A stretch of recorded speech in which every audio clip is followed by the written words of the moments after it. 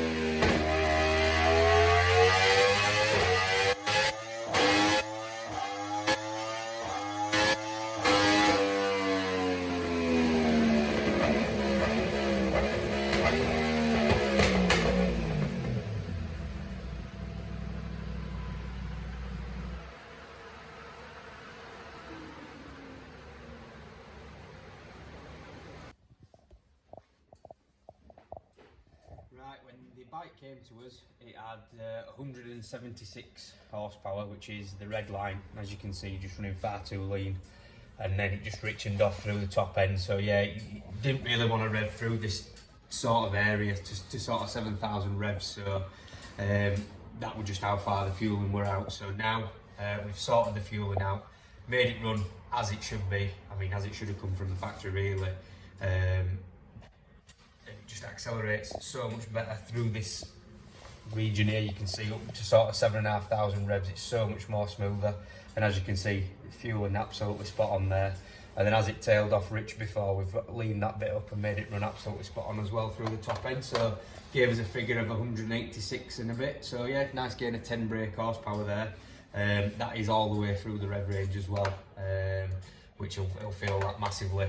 You can see how much more smoother it is there. So yeah, what I'm saying about 50% throttle. So yeah, I'll show you this just to show how restricted this model is. So basically, this is 48% throttle before. It were only 128 brake horsepower.